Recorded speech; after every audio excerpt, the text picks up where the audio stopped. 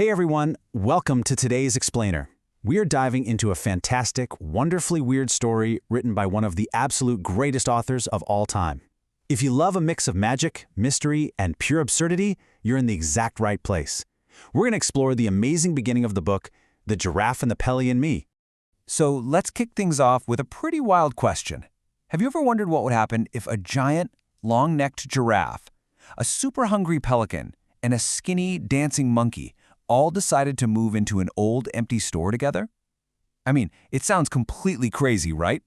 Well, that's exactly the amazing mystery we're going to unravel today by looking at the very beginning of this famous story. All right, Chapter 1, Meet Roald Dahl. Before we jump right into the madness, let's get to know the mastermind behind this story, Roald Dahl. He lived an absolutely incredible life.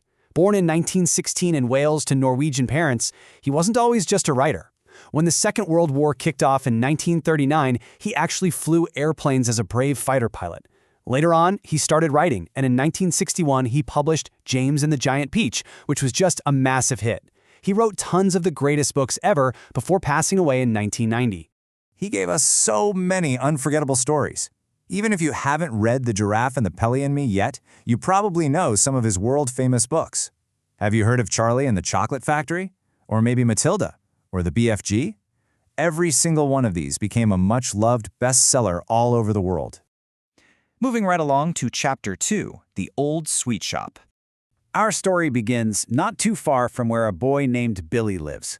He stumbles upon this queer, old, empty wooden house standing all by itself on the side of the road.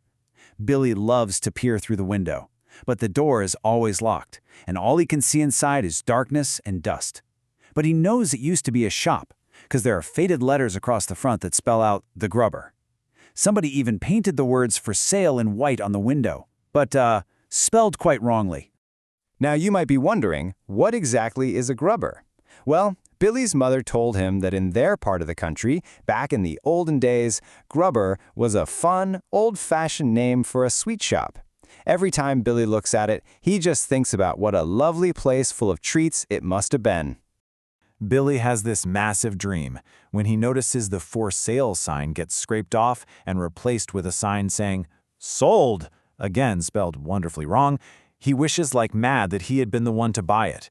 As Billy says, the sweet shop of my dreams would be loaded from top to bottom with sherbet suckers and caramel fudge. Just imagine a whole store completely packed to the ceiling with the most glorious, sugary treats you can possibly think of. Billy imagines Russian toffee, sugar snorters, and butter gumballs. Oh boy, what he wouldn't have done with that old grubber shop if it had been his. Okay, things are about to get weird. Chapter 3, The Flying Bathtub. On his very next visit to the grubber, Billy is gazing up at the building when suddenly, boom, things literally start flying out of the second-floor window. First, an enormous bathtub crashes right into the middle of the road. A few moments later, a white toilet with the wooden seat still attached comes flying out. And then, a kitchen sink, an empty canary cage, a massive four-poster bed, hot water bottles, a rocking horse, and goodness knows what else. It seriously looks like an absolute madman is inside, just ripping up the entire house, even pieces of the staircase and floorboards, and throwing everything right into the street. And then, sudden silence. Billy calls out to see if anyone is home, but there's no answer at all.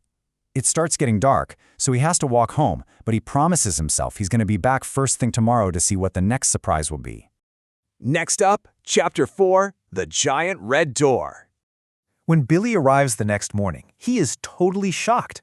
That dirty old brown door has been completely ripped out. In its place, someone has fitted a brand new, bright red door. But it is absolutely ridiculous. It is twice as high as a normal door. Billy can't even begin to imagine who would want a tremendously tall door like that unless they were a giant. And it gets weirder. The sold notice on the window is gone, and there's all this new writing on the glass. It says, "The Ladderless Window Cleaning Company. Get your windows cleaned without a lot of dirty ladders leaning against your house." Billy is just standing there reading it over and over, trying to figure out what on earth it all means. Well, the mystery is about to be solved. Chapter 5, The Window Cleaners. Billy is waiting there, and suddenly, a window on the very top floor slowly creaks open. A head appears. First, a giraffe with big, round, dark eyes pokes her head out to stare down at Billy. And then a second window flings wide open, and of all the crazy things, a gigantic white pelican hops out. He has this amazing beak that is shaped exactly like a huge orange-colored basin. The pelican looks down at Billy and actually sings a very funny song. Oh, how I wish for a big fat fish. I'm as hungry as ever could be. Billy kindly tells him that they are pretty far from the sea, but there is a fishmonger in the village. The pelican gets so confused. He says he's heard of a fish pie and a fish cake, but he's never heard of a fishmonger. He actually asks if these mongers are good to eat.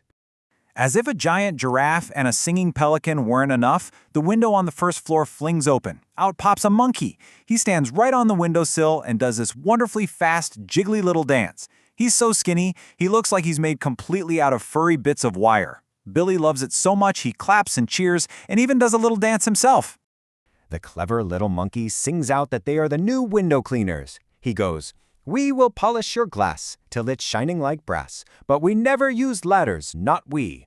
Who needs ladders at all when you're 30 feet tall?" And suddenly, boom, it all makes sense. They use their amazing height to clean windows without any ladders. The giraffe is the ladder, the pelican's giant beak is the bucket for the water, and the monkey is the cleaner. What a team! Then, the dancing monkey looks right down at Billy, pulls open the pelican's giant orange beak, and literally invites Billy to hop right inside. Billy stares at that great orange beak and backs away at first, but the monkey shouts from the window, "Go on! The pelly isn't going to eat you!" So, here is the big question I'm leaving you with today. Will Billy step inside that big bird's mouth and join this wild, magical team of animal window cleaners on their fun adventures? And what kind of crazy houses are they going to clean? Well, you'll just have to go to your library and read the rest of Roald Dahl's The Giraffe and the Pelly and Me to find out. Thanks so much for exploring this fantastic story with me today. Keep reading and stay curious.